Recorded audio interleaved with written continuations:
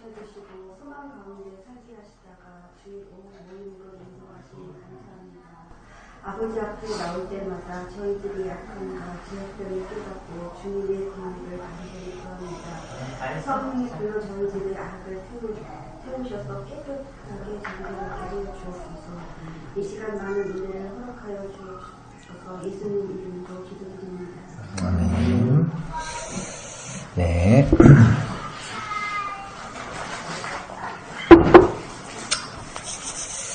예, 오늘 우리 도르트 신조 우리 다섯 번째입니다. 우리 오늘 이게 끝난 줄 알고 안 갖고 오실 수도 있던데 안 끝났습니다. 다섯 번째 교리가 끝이니까 오늘 마지막 장인 다섯 번째 교리 성도의 견인이죠. 성도의 견인 요 부분들을 보도록 하겠습니다. 여러분들 다섯 개의 도르트 신조의 큰 교리들, 주제들이 뭡니까? 여러분, 우리가 벌써 4개를 배웠습니다. 성도의 견인 빼고도 뭘 배웠죠? 뭘 배웠습니까? 네. 우리가 차례대로, 우리가 예전에도 공부했던 대로 튤립 교리라고 했을 때, 우리가 이제 했던 순서대로 기억하는 것이 외우기가 편하죠? 뭐 있습니까? 우선은 전적인 타락. 또 뭐 있습니까? 예, 무조건적, 대단하십니다. 무조건적 선택입니다. 또 뭐 있습니까? 제한 속죄. 그렇죠. 제한 속죄 있습니다. 이 제한 속죄 우리가 오해하지 않고 이것들을 좀 이해할 수 있죠. 그리고 뭡니까? 대단하십니다. 불가항력적 은혜. 또 뭐 있습니까? 오늘 배운 거. 성도의 견인. 성도의 견인인데요. 다른 얘기로 하면 성도의 인내이기도 합니다. 그래서 이 5개의 항들, 이거 영어로 하면 토탈 디프리비티 이렇게 해가지고 앞에가 다 이게 약자가 이렇게 되어져 있어요. 앞에 큰 약자들이 이러니까 이거 앞에 한다면 뭡니까? 튤립이에요. 그래서 이거 튤립 교리라고도 이야기합니다. 그래서 이 도르트 신조의 5개의 큰 조항들 우리가 봤다시피 이 각 항들에는 각 조에는 각 항들이 다 달려 있습니다. 그죠? 오늘 우리가 보는 것도 17개의 항이 다 달려져 있고 그렇습니다. 그래서 이제 이것들은 홀로 존재할 수가 없습니다. 혼자 존재할 수가 없어요. 왜냐면 다 이어져 있습니다. 우리 지금까지 봤잖아요. 그죠? 이게 혼자만 전적인 타락인데 조건적 선택이다. 이렇게 될 수가 없는 거예요. 그러니까 전적인 타락이면 당연히 무조건적 선택이 되는 거고요. 제한 속죄가 당연히 들어가는 것이고 불가항력적인 성도의 견인이 하나로 좀 이어져 있습니다. 하나님의 주권, 하나님의 무조건적인 은혜, 그리고 인간이 전적으로 타락했다. 그죠? 우리가 구원을 요청할 수도 있고, 없고, 하나님을 찾을 수도 없다. 이건 무조건적 선택은 뭡니까? 여러분들이 뭘 해서, 잘나서 선택된 게 아니라, 하나님의 무조건적인 선택이라는 거예요. 하나님의 주권, 자유로운 선택입니다. 제한 속죄는 뭡니까? 그러니까, 영원 전에 하나님께서 선택한 자들을 구원하신다. 이겁니다. 그죠? 아주 간략하게 얘기하면 우리가 다 다루었기 때문에 이거 뭡니까? 불가항력적인 은혜?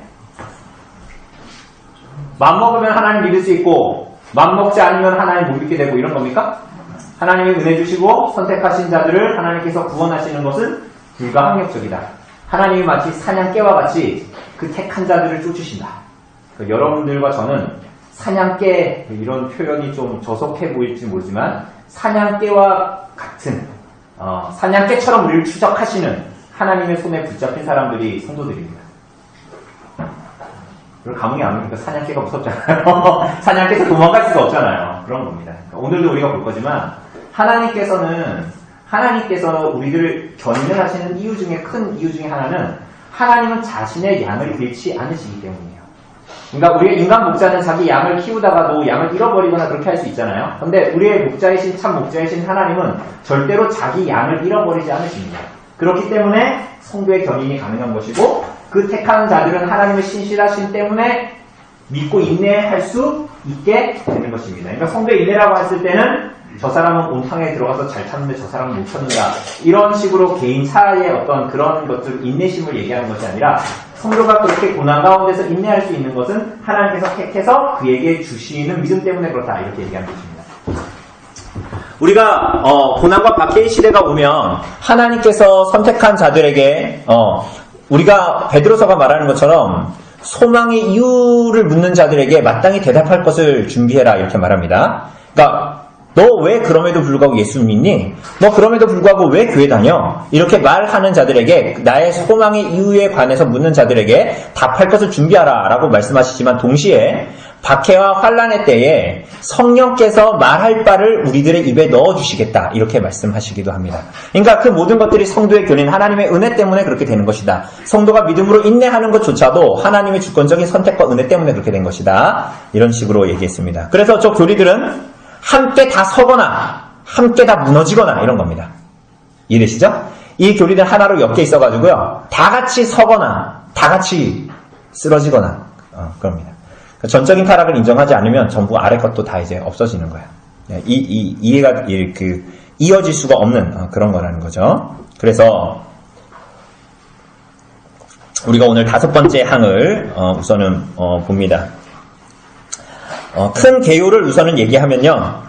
하나님은 삼위일체 하나님의 사역으로 택함받은 사람들을 분명히 구원하십니다. 그리고 오늘 오전에 본 것대로 택자들은 하나님께서 선택한 자들이기 때문에 세상 사람들과 다르게 독특한 위치를 갖게 됩니다. 그거를 오늘 오전에 설교에서는 뭐라 그랬습니까? 교회의 뭐라고 불과 2시간 전에 들었습니다. 교회의 거룩입니다. 교회의 거룩. 그죠? 거룩은 하나님께서 우리를 구별하여 선택하셨다. 라는 의미를 1차적으로 갖는다. 그래야지만 그 모든 거룩들이 이제 이어지는 원인이 되고 기초가 된다. 그게 하나님께서 우리를 부르심, 구별하여 거룩하게 된 것. 그것을 얘기한다. 그런데 하나님은 그렇게 하고 나서 버려두는 것이 아니라 예수님의 손에서 벗어날 수 없게, 그래서 하나님께서 우리에게 선한 일을 시작하셨고 이어가시고 완전하게 마치는 일까지도 하나님이 하신다. 우리들을 향해서 우리들의 구원을 그렇게 하신다라는 거예요.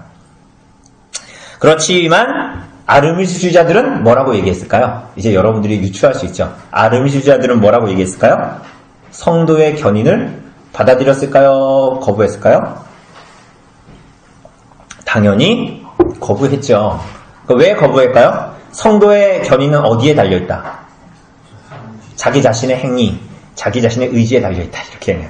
네가 잘하면, 그러니까 이 사람들에게는 구원받을지 못 받을지 그게 구원의 확신이 있을까요? 없을까요? 말은 하지만 구원받는 것은 가봐야 한다. 이런 식으로 말합니다. 왜냐하면 그 사람이 마지막에 포기해버릴 수 있잖아요.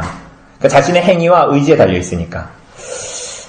궁극적으로 자기 자신에게 구원이 달려있다. 성도의 견인도 그렇게 달려있다. 라고 얘기합니다. 그러나 성경은 그렇게 말하지 않습니다.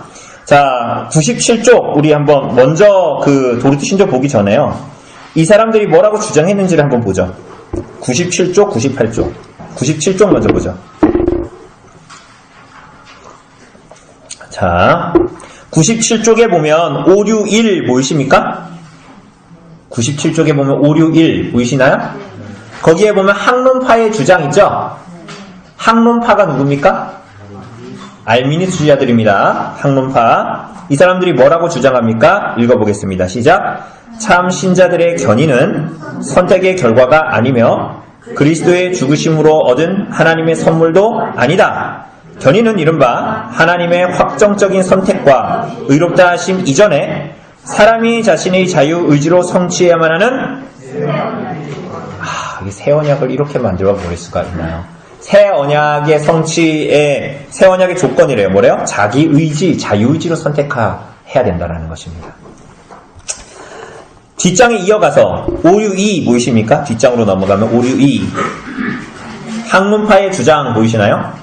또 뭐라 그러죠? 읽어보죠. 시작. 하나님께서는 신자가 인내할 수 있도록 충분한 힘을 주시고 만약 신자가 자신의 의무를 다한다면 신자에게 이 힘을 계속해서 주실 것이다. 그러나 믿음 안에서 인내하는 데 필요한 모든 것과 하나님께서 믿음을 지켜주시기 위해 사용하시는 모든 것이 다 갖추어져 있더라도 여전히 신뢰가 인내할지 안 할지는 항상 그의 의지에 달려있다는 거야. 그죠? 그러니까 아르미스주자들은 이렇게 계속 주장하는 것입니다. 그러나 성경은 그렇게 말하지 않고 있다. 전적으로 구원은 하나님께 달려있고 성도의 인내는 하나님께 달려있는 것이다. 이렇게 얘기합니다. 자, 그래서 논리 구조를 우선 우리가 오늘 1항부터 3항까지 볼 건데요. 1항을 보면 하나님이 중생자들, 우리 지난 항에서 본 것처럼 중생시킨 사람들을 이 생애에서 죄의 몸과 육신에서 전적으로 구원하지 않으신다라는 것을 말합니다. 뭐라고요? 제가 지금 뭐라고 그랬습니까? 죄의 몸과 육신에서 전적으로 구원하지 않으십니다. 않으셔요. 그죠? 여러분들이 중생하고 나서 중생의 경험이 있고 나서 여러분들이 죄에 안 짓습니까? 그렇죠? 그렇지 않죠? 그죠? 그러니까 여전히 하나님께서 그렇게 두시는 이유가 있다라는 거예요. 그래서 이 항에서는 뭐라 그랬냐면요. 성도들이 그 사실 때문에 갖게 되는 긍정적인 영향과 가져야 할 자세. 우리가 중생했는데 예수님의 피로 우리가 새롭게 되고 거룩하게 됐잖아요. 그렇죠? 그런데 여전히 우리 안에 죄와 연약이 남아있다 그랬잖아요. 그런데 그것은 하나님을 아프게 하고 하나님의 진노를 불러일으킵니까? 안 일으킵니까? 당연히 일으키죠. 그렇죠? 그런데 그것 때문에 그것을 그럼 하나님이 왜 남겨두셨냐 우리가 궁금하잖아요. 의문이 들지 않습니까? 하나님이 우리 성화시키려면 완전 성화시키면 되잖아요. 죄를 안 짓고. 그죠? 그런데 그 이유가 뭐냐를 이 항에서 얘기합니다. 그 이유가 뭘까요? 결국은 예습해 오신 분들이 있습니까? 우리를 하나님께 평생 동안 겸손하게 주님을 따르게 하기 위해서입니다. 그렇게 이제 얘기하고요. 그래서 사망은 뭐라 그러냐? 회심자들이 내재하는 죄, 세상, 사탄의 유혹 때문에 은혜에 계속해서 서 있을 수 없지만 하나님은 그들을 보존하신다. 이런 내용입니다.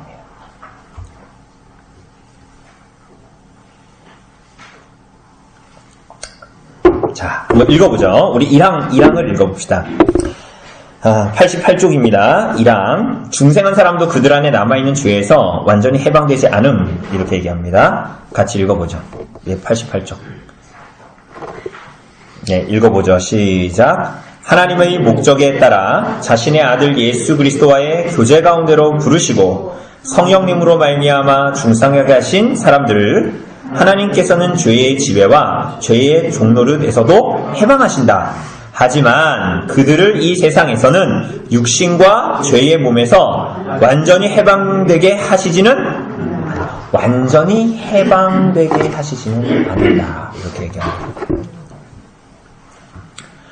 우리 학습 문답 공부하면서 은희자매가 뭐라고 그러냐면요. 죄 때문에 내가 괴로운 것 때문에 하나님 나라를 소망하게 된다라고 얘기했습니다.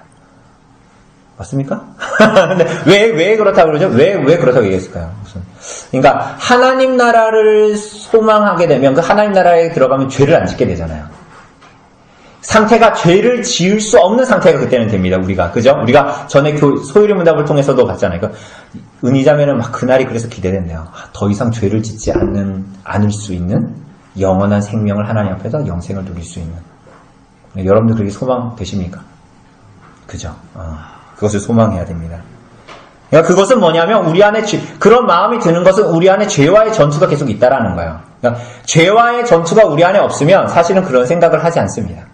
근데 죄와의 전투가 우리 안에 있으면 더 이상 죄 때문에 전투하지 않아도 되는 날이 기대되는 거야. 그걸 하나님 나라를 기대하는 식으로 나타나게 되는 거야. 자, 그래서 1항은 이렇게 얘기하고 있는데 하나님께서 완전하게 그를 성화시키지 않는다. 완전하게 완전하게 해방시키지 않는다. 해방되지 않는다. 이렇게 얘기합니다. 자, 그런데 이 성도의 견인을 그럼에도 하나님께서 신실하게 그를 붙드신다. 이렇게 얘기하는데 제가 나눠드린 종이 하이델베르크 요리문답 54문답을 보면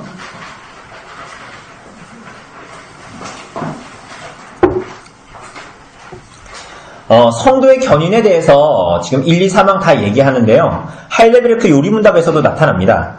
뭐라고 묻습니까? 그리스도의 거룩한 보편교회에 대해서 오늘 설교도 그렇고 오후도 그렇고 거룩하고 보편적인 공교회를 말합니다.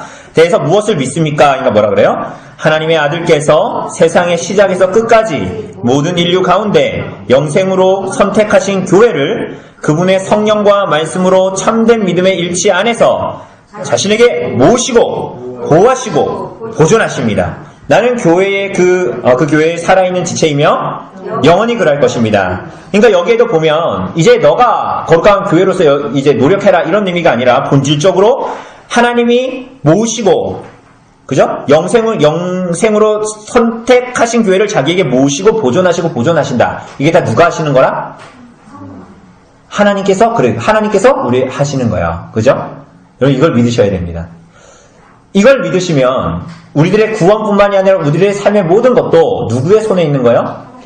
하나님의 손에 있는데 우리 하나님은 어떤 분이십니까? 전능하고 선하시고 신실하신 하나님이십니다. 여러분들은 부모로서 자녀를 키울 때에 어떤 많은 선택에 있어서 실수할 때도 있고 잘못할 때도 있죠. 하나님은 우리를 향해서 그러십니까? 하나님은 실수하지 않으시는 분이세요. 그러니까 신실하시고 그 약속을 지키시고 실수하지 않으시는 전능하시고 선하신 분이라는 거예요. 그러니 성도의 견인을 우리는 여전히 믿고 신뢰할 수 있게 되는 것입니다. 자, 그런데 여기서 주의해야 되는 것이 뭐냐? 성도가 누구냐? 성도. 그러니까 이게 하나님께서 성도를 끝까지 견인하신다라는 의미가 기독교 신앙을 고백한다고 해서 마침내 모든 사람이 구원받을 거라는 것을 말하는 게 아닙니다. 제 얘기 들으셨죠? 기독교 신앙을 내가 말로 고백하는 모든 사람이 마침내 구원 얻을 거라는 것을 말하는 게 아니에요. 저도 선교단체를 했었는데 선교단체에 가서 대학의 캠퍼스에 가서 복음을 전하면 이제 많은 복음 전도의 방법들이 있지만 CCC나 이런 이제 사역리를 통해서 쓰는 방법들은 뭐냐면 뒤에 기도문을 따라하게 합니다. 복음을 다 설명하고요. 자, 이제 당신은 이 기도문을 따라하면 이제 당신은 구원받습니다. 하나님 아버지, 내가 예수님을 믿어. 이렇게 따라하고 그걸 영접 기도라 그러거든요. 그걸 하면 구원받는다. 굉장히 이제 그렇게 접근을 합니다. 그리고 이제 그걸 따라하면 당신은 이제 예수님을 믿고 이제 하나님의 자녀가 되었습니다. 이제 그렇게 살아가십시오. 어떻게 살아갑니까? 당신 이제 교회 찾아가십시오. 당신은 하나님의 자녀니까 교회 찾아가서 신앙생활 하십시오. 이렇게 말합니다. 맞을까요? 틀릴까요? 기독교 신앙을 그런 식으로 해석하면 안 되죠. 그런 식으로 받아들일 수 있는 것도 아니고요. 그 기독교 신앙을 그렇게 입으로 따라한다고 해서 그 사람이 믿음으로 계속 갈 수 있다. 이런 식으로 성경은 절대로 얘기하지 않습니다. 견인하는 사람은 성도들 뿐입니다. 성도, 거룩한 무리들, 성도들만 마지막까지 견인되는 것입니다. 자, 신앙은 고백하지만 많은 사람이 탈락할 수 있거든요. 요한일서 한번 찾아볼까요? 요한일서. 신약성경 요한일서 2장 19절 말씀. 요한일서 2장 19절.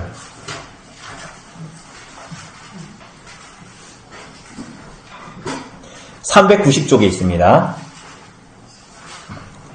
2장 19절 같이 읽어보도록 하겠습니다. 2장 19절 같이 읽습니다. 시작. 그들이 우리에게서 나갔으나 우리에게 속하지 아니하였나니 만일 우리에게 속하였더라면 우리와 함께 거하였으려니와 그들이 나간 것은 다 우리에게 속하지 아니함을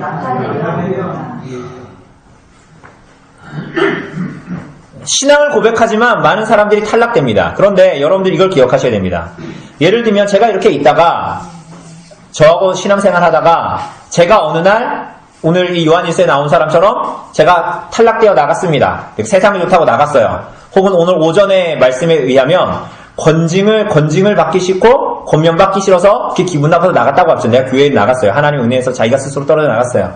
이런 사람들은 뭐냐면 구원받았다가 구원에 탈락된 사람이 아닙니다.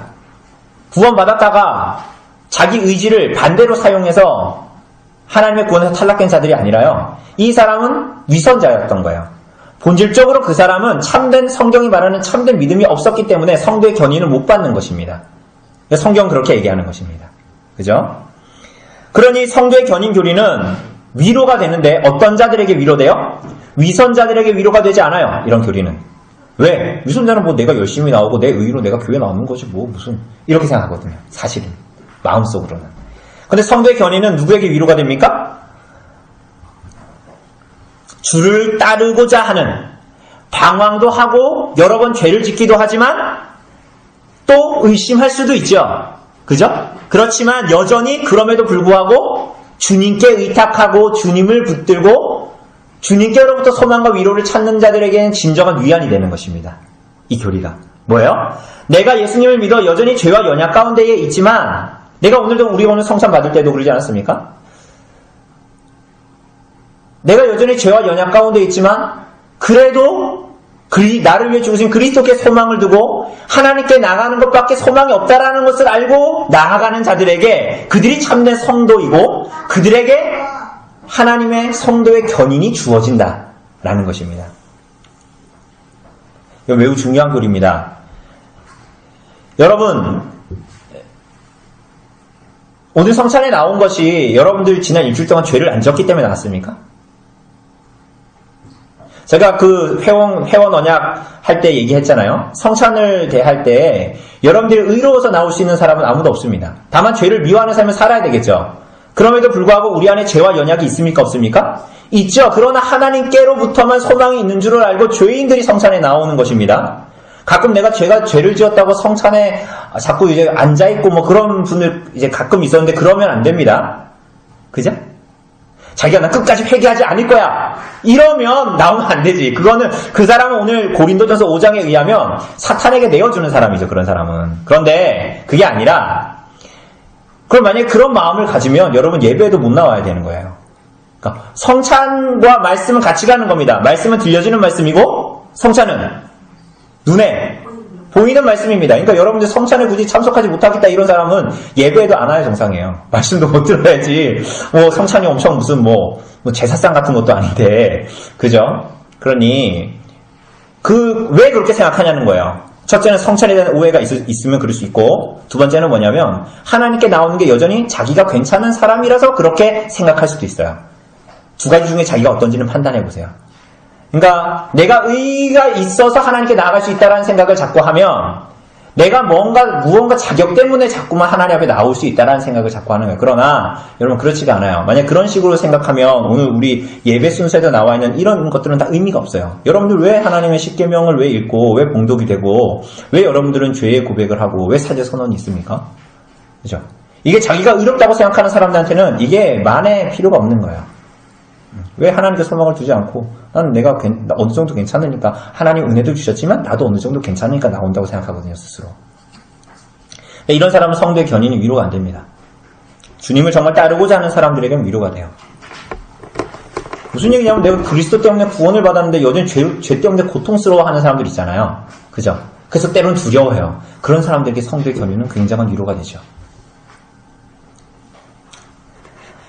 자, 그래서 성도는 누굽니까? 하나님께서 하나님의 계획을 따라 예수 그리스도의 교제 안으로 부르시고 성령으로 중생하게 하신 사람들을 하나님께서 죄의 권세와 종노릇에서 건져주신 사람들, 그 사람들이 누굽니까? 성도예요, 성도.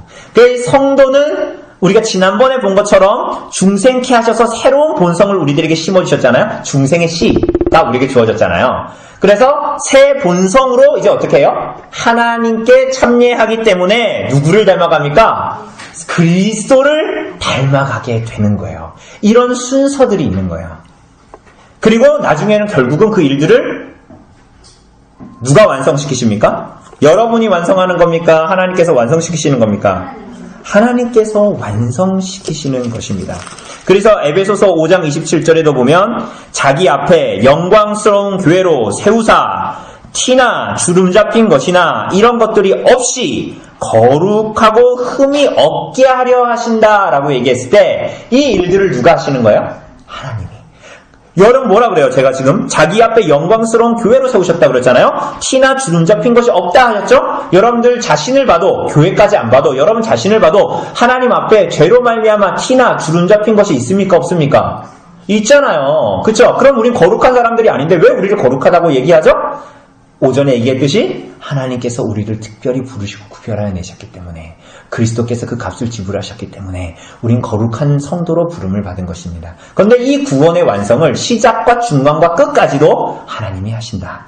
이렇게 얘기하는 것입니다.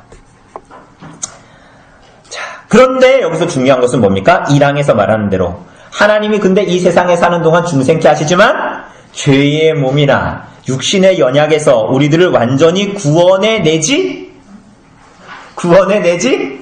않으신다라는 거예요. 이게 신비죠. 그리고 신자들의 내재하는 죄가 우리 안에 있다. 이렇게 얘기합니다. 자, 로마서 7장 봅시다. 로마서 7장 16절.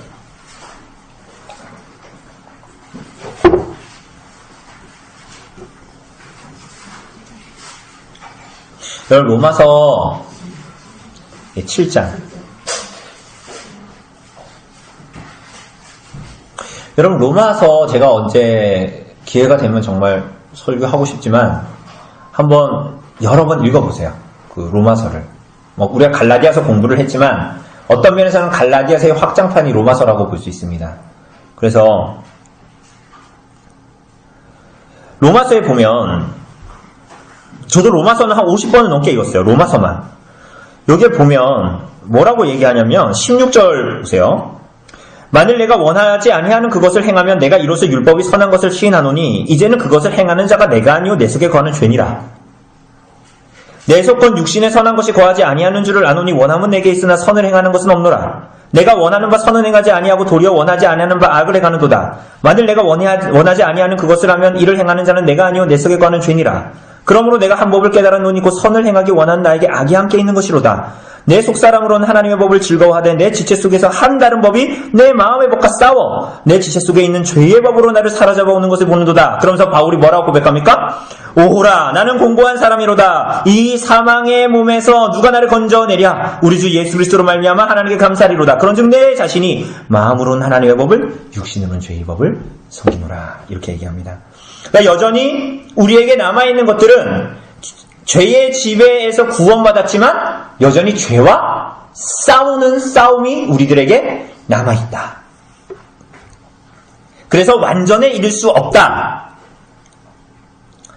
그러니까 그 성경은 언제나 성도가 완전에 이룰 수 없다라고 아까도 얘기했듯이 그렇게 얘기를 하는데요.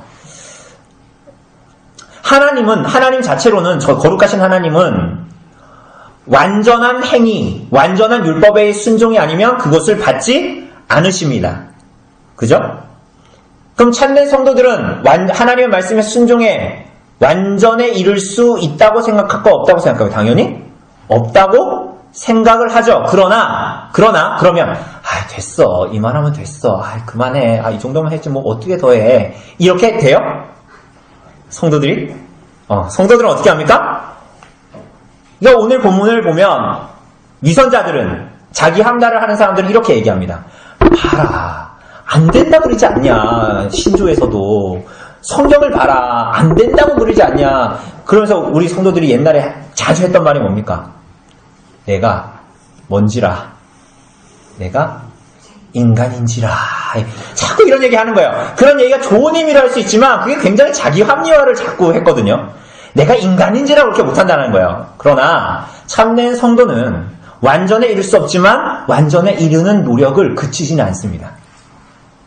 완전에 이룰 수 없으나 그것을 알고 있어요. 그러나 완전에 이르는 노력을 그치지 않고 삶의 방향이 주어졌기 때문에 제가 오늘 예리자매하고 은희자매한테 똑같은 선물로 나침반을 드렸습니다. 나침반을 드렸는데 자꾸 전에 산에 갔을 때도 자꾸 이렇게 길을 못 찾고 이상한 길로 가더라고요. 그래서 방향을 똑바로 잡고 다니라고. 삶의 방향이 중요한 거예요. 삶의 방향이. 그래서 이게 뭐 제가 원하는 방향 그런 게 아니라 하나님의 말씀에 이제 중생한 사람은 전혀 삶의 눈과 방향이 바뀌었기 때문에 마지막 날에 자신의 성화될 것을 기다리고 매일마다 죄와 싸우는 거야. 그죠? 이 세상에서는 사람들은 사람을 판단할 때도 그렇고 무언가를 선택할 때도 그렇고 극히 세상적인 눈으로 판단하고 그것을 선택합니다. 그러나 삶의 방향이 바뀐 사람들은 전혀 그렇게 하지 않기 시작하죠. 그러한 내용들. 그래서 죄와 이 땅에 있는 동안 싸우게 됩니다. 자, 그러면 2항에서 뭐라 그럽니까? 자, 도르트신조 교재로 돌아와서 2항 제목에 보면 연약하여 날마다 죄를 짓지만 온전함을 표대 삼는 성도들 이렇게 나옵니다. 같이 읽어보죠. 시작. 그러므로 성도들은 연약하여 날마다 죄를 짓고 심지어 그들의 최선의 행위에도 흠이 있다. 이런 이유들은 성도들이 하나님 앞에서 그들 자신을 매일 겸손하게 낮추고 십자가에 못 박히신 그리스도께로 피하며 탄식으로 우리를 위해 간구하시는 성령님으로 말미암아 또 경건을 거룩하게 행함으로써 육신을 점점 더 죽이고 마침내 이 사망의 몸에서 완전히 해방되어 천국에서 하나님의 어린 양과 함께 왕노릇할 때까지 온전함을 표대 삼아 힘껏 이거 굉장히 명문입니다. 이런 거는 써가지고 집에다 벽에 붙여놔요.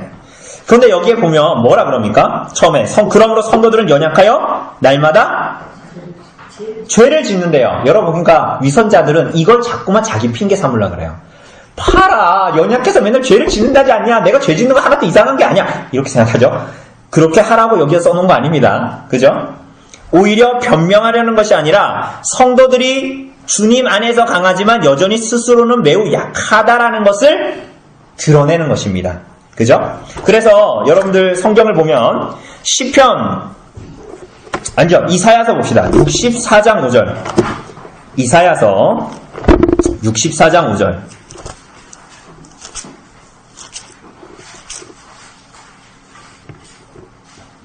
6절.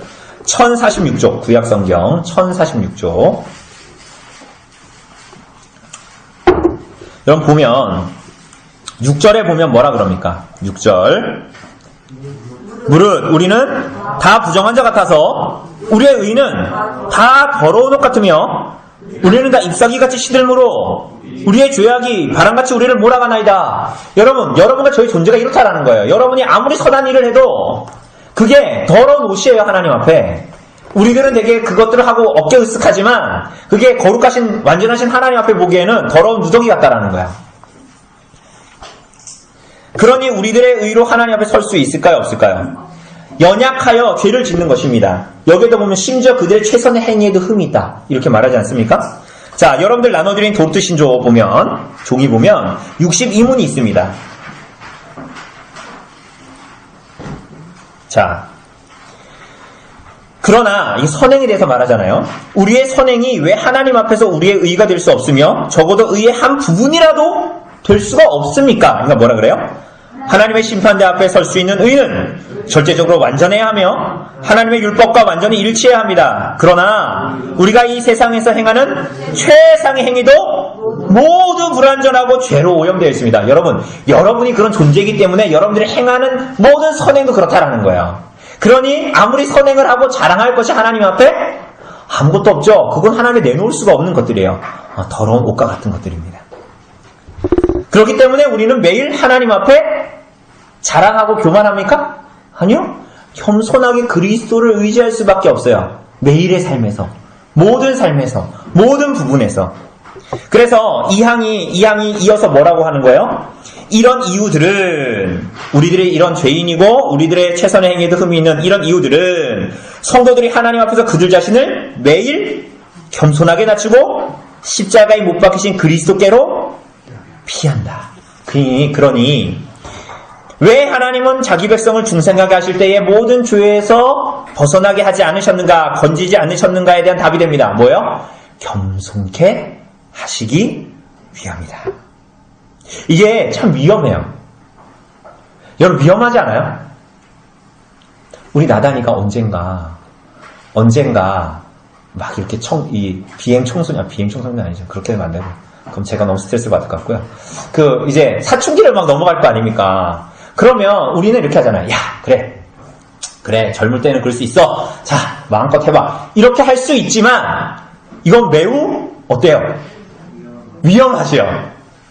여러분들이 부모로서 뭔가 능력이 있어. 이 아이를 풀어놔도 컨트롤할 수 있는, 그 아이의 10년까지도 컨트롤할 수 있는 힘이 있어. 그러면 그건 가능해요. 그건 책임 있는 짓이지. 그러나 그럴 능력이 없음에도 이 아이들을 방목시키겠다. 이건 굉장히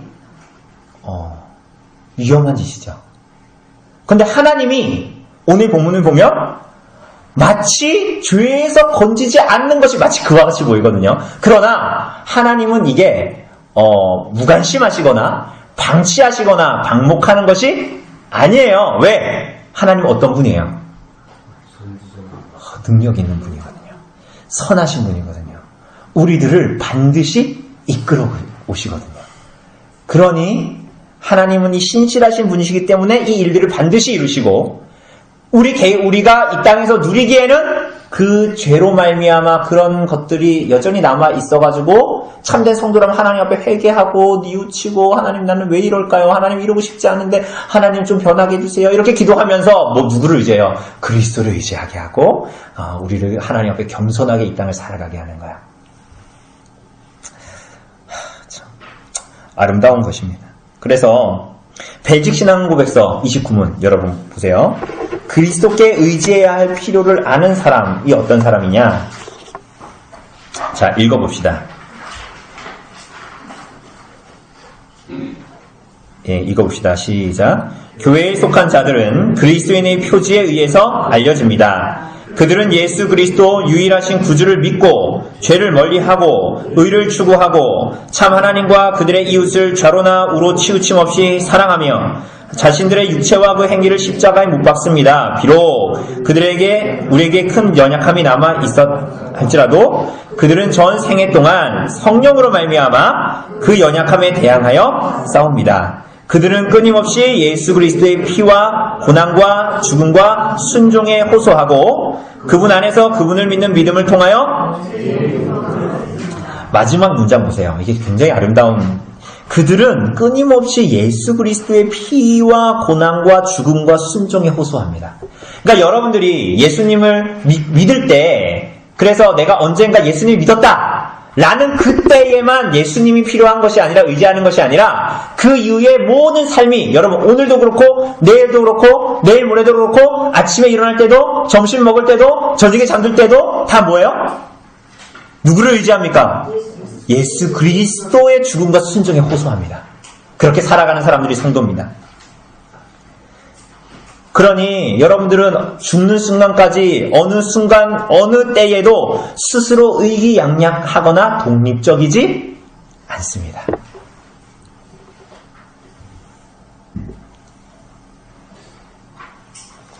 어때요? 그럼 어때요? 연약하고 의존적입니다.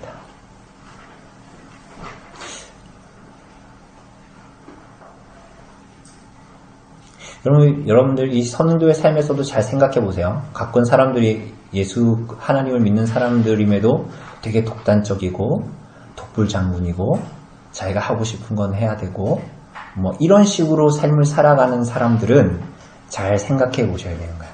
내가 스스로 독립적으로 의기양양해서 이 땅을 살아가는 것은 아닌가. 참된 그리스도인들은 하나님의 뜻을 묻고 그분을 의지하여 은존적으로 살아가는 사람들입니다. 양은 목자에게서 벗어나서 살 수 없는 것과 비슷한 거야. 언제나 양은 목자를 의존합니다. 의지하고. 성도의 삶이 그렇다. 겸손하게 주의 자비를 요청하게 됩니다. 자, 시편 119편 찾아볼까요? 예, 시간이 많으니까 좋네요. 시편 성경을 찾아볼 수 있고 시편 119편 113절 114절. 여러분 시편을 읽을 때는 언제나 참된 성도들이 하나님께 호소하는 것입니다. 그래서 참된 성도들은 시편을 읽을 때 위로를 받습니다. 시편 119편 113절입니다. 117절까지 읽어보죠.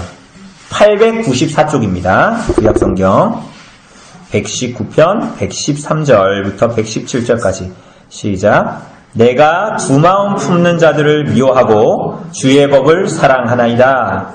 주는 나의 은신처요 방패시라. 내가 주의 말씀을 바라나이다. 너희 행악자들이여 나를 떠날지어다. 나는 내 하나님의 계명들을 지키리로다. 주의 말씀대로 나를 붙들어 살게 하시고 내 소망이 부끄럽지 않게 하소서. 나를 붙드소서. 그리하시면 내가 구원을 얻고 주의 윤례들에 항상 모든 성도들은 모든 삶에서 하나님께 의존적이에요. 그러니까 이게 좋은 말을 써놓은 게 아닙니다. 다윗의 진실한 고백이에요. 근데 이 진실한 고백은 참된 성도만이 할 수 있어요. 내가 주님만 의존합니다. 117절에 보세요. 나를 붙들어 주세요. 그러면 내가 구원을 얻겠습니다. 그래서 내가 주의 윤례에 항상 주의하겠습니다. 주의 말씀 따르겠습니다. 이렇게 얘기합니다. 자, 그런데 다윗이 고백한 것처럼 이런 일들이 내가 이제 예수 믿었잖아. 내가 이제 주의 말씀을 따라가야지. 내가 이제 교회에서 뭔가를 해야지. 이런 사람들은 소망이 없는 사람들이에요. 그러니 다윗은 그게 아니라는 걸 알고 고백한 거잖아요. 그죠? 나에게 맡겨진다면 아무 소망이 없다라는 건 다윗이 시편에서 내내 고백하고 있습니다. 자, 그러면 거기에 대해서 3항은 이어서 뭐라고 얘기합니까? 자, 89쪽 3항 마지막 항입니다. 제목이 뭐예요? 하나님께서 성도들 지켜주십니다. 자, 읽어봅시다. 시작. 성도들 안에 남아있는 죄의 자녀들과 세상과 사탄의 유혹 때문에 회심한 사람들이라고 해서 그들 자신의 힘으로 이 은혜 가운데 계속해서 굳게 서 있을 수는 없다. 그러나 하나님께서는 미쁘신 분이시다. 자비롭게도 그들이 한 번 받은 은혜 가운데 있도록 그들을 굳세게 하시고 그들을 그 은혜 안에서 끝까지. 자, 그래서 하나님은 우리들을 지켜주십니다. 초두에 나온 것처럼 우리는 이 자신의 힘으로는 도저히 계속해서 굳게 서 있을 수 없습니다. 왜냐하면 우리들에게 3명의 원수가 있기 때문입니다. 누굽니까? 내 남편, 자식, 시어머니인가요? 뭐죠? 누가 원수예요? 누가 원수입니까? 오늘 누가 원수라고 그래요? 오늘 이거 항을 3항에 나오잖아요. 3가지 나와요. 뭐예요? 남편이 아니라 내 안에 남아있는 죄의 잔재들, 세상, 그리고 남편이 아니라 아내가 아니라 사탄. 이렇게 3가지의 원수들이 있습니다. 우리에게 남아있는 죄의 잔재는 앞에서 봤으니까. 그런데 세상이 우리의 원수입니다. 자, 왜 세상이 우리의 원수냐? 요한복음 15장 봅시다. 요한복음 15장. 예수님께서 뭐라고 말씀하시는지. 요한복음 15장. 18절에서 19절. 자, 174쪽. 요한복음 15장.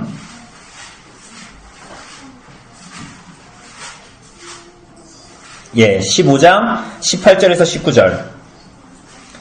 자, 같이 읽어봅시다. 시작. 세상이 너희를 미워하면 너희보다 먼저 나를 미워한 줄을 알라. 너희가 세상에 속하였으면 세상이 자기의 것을 사랑할 것이나 너희는 세상에 속한 자가 아니오.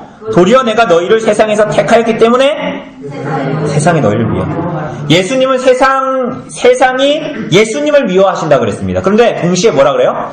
세상이 너희를 미워하면 사실은 나를 미워하기 때문에 너희들이 내게 속한 자들이기 때문에 너희를 미워하고 너희를 조롱하고 너희를 핍박하는 것이다. 이렇게 말합니다. 그죠? 우리가 사무엘서 볼 때도 사무엘 이스라엘 백성들이 막 왕을 달라 그러잖아요. 그러니까 사무엘이 약간 삐졌잖아요. 그런데 하나님이 뭐라 그러세요? 이스라엘 백성들이 널 버린 게 아니라 누굴 버린 거다? 하나님을 버린 거다. 이렇게 말하지 않습니까? 그와 비슷해요. 그러니까 너희를 미워하는 것은 너희가 예수님께 속해 있기 때문에 너희를 미워하는 것은 예수님을 미워하는 것이다. 그런데 여러분, 우리가 죄에 빠져 있는 상태이기 때문에 많은 면에서는 세상이 나를 미워한다. 이런 느낌을 많이 갖지 못할 때가 많습니다. 그래서 놀랍게도 우리가 3번째 원수 사탄도 볼 텐데요. 사탄은 세상의 권세 잡은 자잖아요. 그래서 사탄이 아주 교활해서 세상이 마치 우리들에게 우호적인 것처럼 속일 때가 많습니다. 그러나 하나님께서는 세상이 그분을 미워했듯 우리를 미워한다.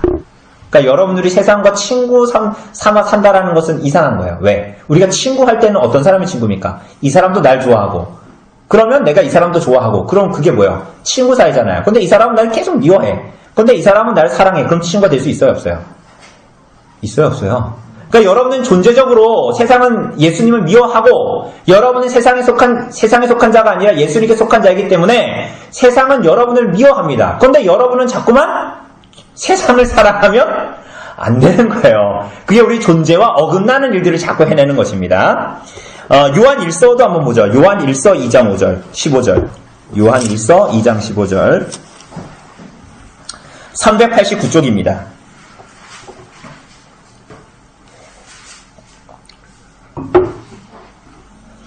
요한 1서 2장 15절 같이 읽어보죠. 시작. 이 세상이나 세상에 있는 것들을 사랑하지 말라. 누구든지 세상을 사랑하면 아버지의 사랑이 아니 그러면서 16절에 이는 세상에 있는 모든 것이 육신의 정욕, 안목의 정욕, 이생의 자랑이니다. 아버지께로부터 온 것이 아니요 세상으로부터 온 것이다. 이 세상도 정욕도 지나가되 오직 하나님의 뜻을 행하는 자는 영원히 거하느니라. 이렇게 얘기합니다.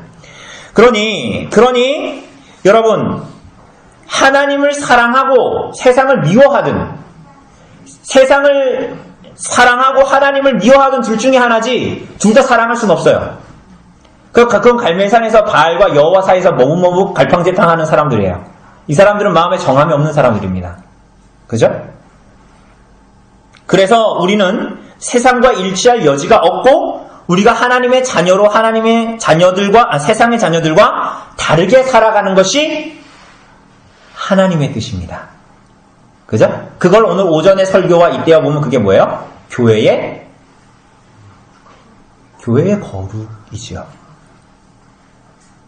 세상이 음행을 하고 아까 저기서 뭐 그런 얘기 하시던데 여러분 그런 얘기는 교회의 거룩을 깨뜨리는 말들입니다. 제가 그냥 웃으면서 지나갔지만 뭐 세상에서는 시쳇말로 아내가 있고 여자친구가 있고 그리고 애인이 있고 그러지 않습니까? 그런 말들은 교회에서 하면 안 돼요. 그거는 굉장히 세상적인 그게 농담이라도 그렇게 하면 안 되는 거예요, 우리들이. 그건 교회의 거룩성을 깨뜨리는 것이기 때문에 그렇습니다. 세상에서는 음행이 있고 여자친구 있는 사람들 우리가 다가가요. 다가가서 얘기해야 돼요. 그죠? 우리가 다르다라는 걸 알리고 그렇게 살면 하나님의 진노가 있고 예수님을 믿으라고 얘기해야 됩니다. 그죠? 근데 우리가 오늘 오전에 뭐라 그랬습니까? 교회의 거룩성은 세상에 거룩하지 않은 건 당연한 거예요. 거기에서 우리의 거룩성을 드러내야 되기 때문에. 그런데 우리 안에는 뭐가 있어야 돼요? 음행이 있어야 돼? 속여 빼앗는 것이 있어야 돼요? 우상 숭배가 있어야 돼요? 그런 게 없어야 돼요. 그게 교회의 거룩입니다. 그래서 우리는 다르게 살아가는 거예요. 그런데 세상만이 아닙니다. 하나가 더 있습니다. 그게 뭐예요? 우리는 자꾸 이거 읽고 삽니다. 그게 뭡니까? 사탄입니다. 사탄. 자, 베드로전서 5장 8절 봅시다. 베드로전서 5장 8절.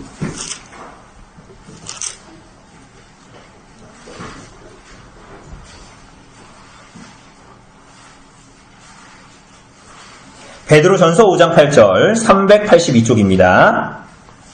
같이 읽어보죠. 5장 8절 시작.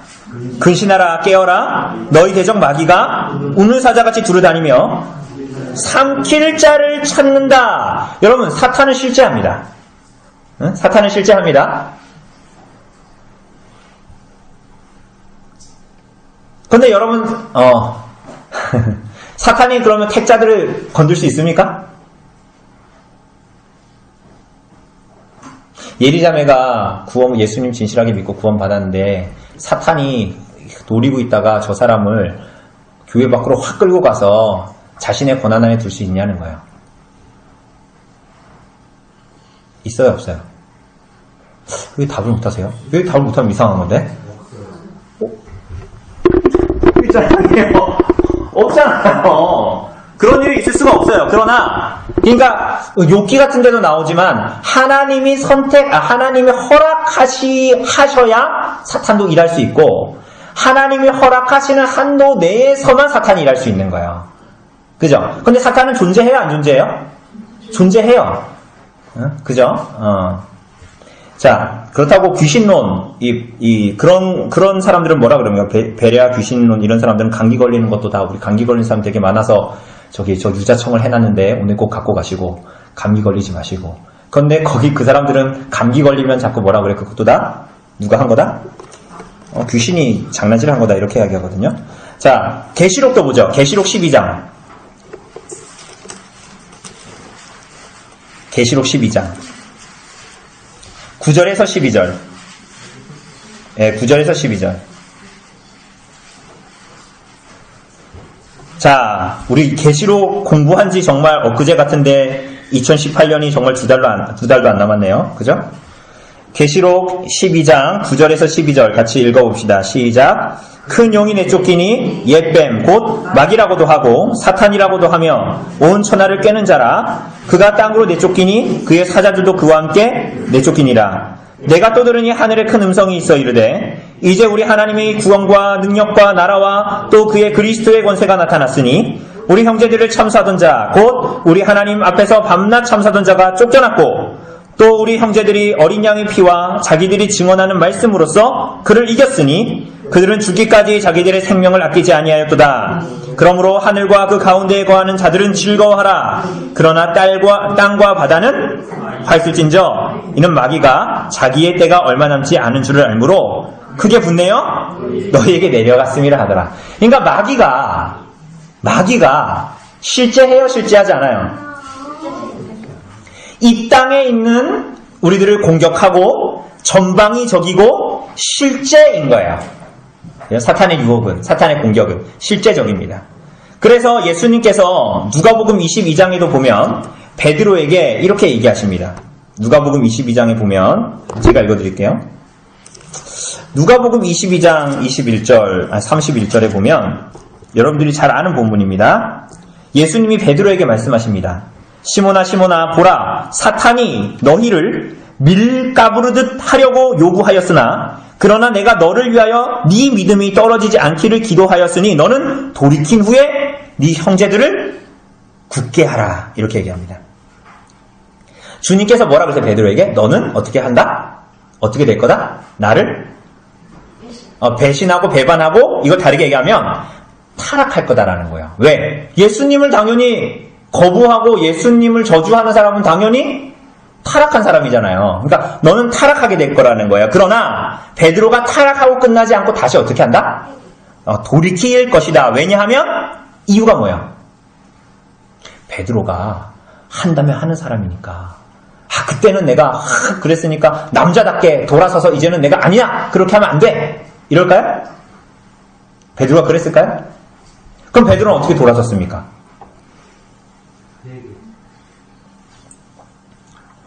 우리가 회개라고 할 때도 사실은 김영길 집사님은 엄밀한 의미에서 회개의 의미를 알고 있지만 일반적으로 우리가 회개하고 얘기할 때는 자꾸만 자기가 무언가를 해서 돌이켰다라고 그런 뉘앙스로 이 성경의 가르침이 나에게 위로가 돼. 정말 맞는 얘기야. 그래, 주님을 따라야 돼.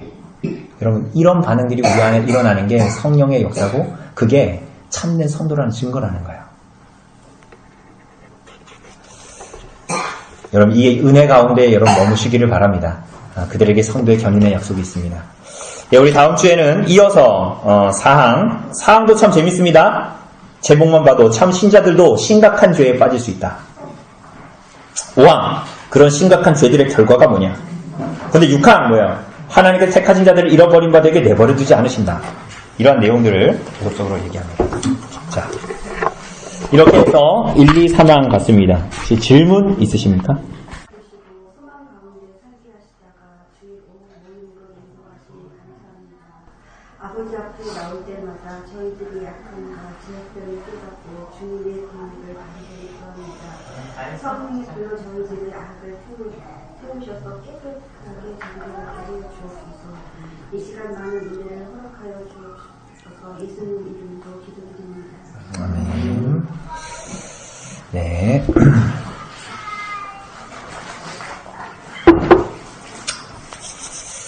예, 오늘 우리 도르트 신조 우리 다섯 번째입니다. 우리 오늘 이게 끝난 줄 알고 안 갖고 오실 수도 있던데 안 끝났습니다. 5번째 교리가 끝이니까 오늘 마지막 장인 5번째 교리 성도의 견인이죠. 성도의 견인 이 부분들을 보도록 하겠습니다. 여러분들 5개의 도르트 신조의 큰 교리들, 그 주제들이 뭡니까? 여러분, 우리가 벌써 4개를 배웠습니다. 성도의 견인 빼고도 뭘 배웠죠? 뭘 배웠습니까? 예. 우리가 차례대로, 우리가 예전에도 공부했던 대로 튤립 교리라고 했을 때, 우리가 이제 했던 순서대로 기억하는 것이 외우기가 편하죠? 뭐 있습니까? 우선은 전적인 타락. 또 뭐 있습니까? 예, 무조건적, 대단하십니다. 무조건적 선택입니다. 또 뭐 있습니까? 그렇죠. 제한 속죄 있습니다. 이 제한 속죄 우리가 오해하지 않고 이것들을 좀 이해할 수 있죠. 그리고 뭡니까? 대단하십니다. 불가항력적이네. 또 뭐 있습니까? 오늘 배운 거. 성도의 견인. 성도의 견인인데요. 다른 얘기로 하면 성도의 인내 얘기를 합니다. 그래서 이 5개의 항들, 이거 영어로 하면 토탈 디프리비티 이렇게 해가지고 앞에가 다 이게 약자가 이렇게 되어져 있어요. 앞에 큰 약자들이 이러니까 이거 앞쪽은 뭡니까? 튤립이에요. 그래서 이거 튤립 교리라고도 이야기합니다. 그래서 이 도르트 신조의 5개의 큰 조항들, 우리가 봤다시피 이 각 항들에는 각 조에는 각 항들이 다 달려 있습니다. 그죠? 오늘 우리가 보는 것도 17개의 항이 다 달려져 있고 그렇습니다. 그래서 이제 이것들은 홀로 존재할 수가 없습니다. 혼자 존재할 수가 없어요. 왜냐면 다 이어져 있습니다. 우리 지금까지 봤잖아요. 그죠? 이게 혼자가 전적인 타락인데 조건적 선택이다. 이렇게 될 수가 없는 거예요. 그러니까 전적인 타락이면 당연히 무조건적 선택이 되는 거고요. 제한 속죄가 당연히 들어가는 것이고, 불가항력적인 성도의 견인이 하나로 좀 이어져 있습니다. 하나님의 주권, 하나님의 무조건적인 은혜, 그리고 인간이 전적으로 타락했다. 그죠? 우리가 구원을 요청할 수도 있고, 없고, 하나님을 찾을 수도 없다. 이거 무조건적 선택은 뭡니까? 여러분들이 뭘 해서, 잘나서 선택된 게 아니라, 하나님의 무조건적인 선택이라는 거예요. 하나님의 주권, 자유로운 선택입니다. 제한 속죄는 뭡니까?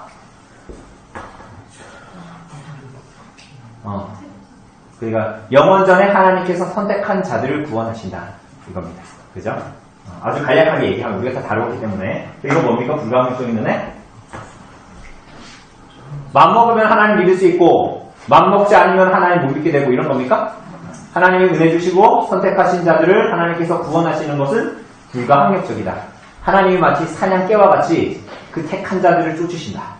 그러니까 여러분들과 저는 사냥개, 이런 표현이 좀 저속해 보일지 모르지만 사냥개와 같은 사냥개처럼 우리를 추적하시는 하나님의 손에 붙잡힌 사람들이 성도들입니다.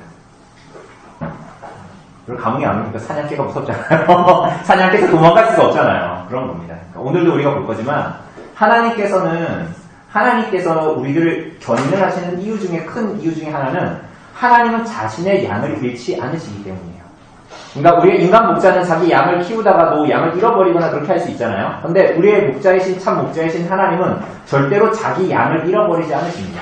그렇기 때문에 성도의 견인이 가능한 것이고, 그 택한 자들은 하나님의 신실하심 때문에 믿고 인내할 수 있게 되는 것입니다. 그러니까 성도의 인내라고 했을 때는 저 사람은 온탕에 들어가서 잘 찾는데 저 사람은 못 찾는다. 이런 식으로 개인 차의 어떤 그런 것들, 인내심을 얘기하는 것이 아니라 성도가 그렇게 고난 가운데서 인내할 수 있는 것은 하나님께서 택해서 그에게 주시는 믿음 때문에 그렇다. 이렇게 얘기하는 것입니다.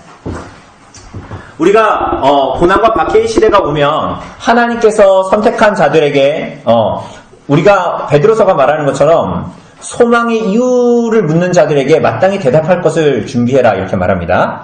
그러니까 너 왜 그럼에도 불구하고 예수 믿니? 너 그럼에도 불구하고 왜 교회 다녀? 이렇게 말하는 자들에게, 나의 소망의 이유에 관해서 묻는 자들에게 답할 것을 준비하라 라고 말씀하시지만, 동시에 박해와 환난의 때에 성령께서 말할 바를 우리들의 입에 넣어주시겠다 이렇게 말씀하시기도 합니다. 그러니까 그 모든 것들이 성도의 견인, 하나님의 은혜 때문에 그렇게 되는 것이다. 성도가 믿음으로 인내하는 것조차도 하나님의 주권적인 선택과 은혜 때문에 그렇게 된 것이다. 이런 식으로 얘기했습니다. 그래서 저 교리들은 함께 다 서거나 함께 다 무너지거나 이런 겁니다. 이해되시죠? 이 교리는 하나로 엮여 있어가지고요, 다 같이 서거나 다 같이 쓰러지거나 그럽니다. 전적인 타락을 인정하지 않으면 전부 아래 것도 다 이제 없어지는 거예요. 네, 이해가 이어질 수가 없는 그런 거라는 거죠. 그래서 우리가 오늘 5번째 항을 우선은 봅니다. 큰 개요를 우선은 얘기하면요. 하나님은 삼위일체 하나님의 사역으로 택함받은 사람들을 분명히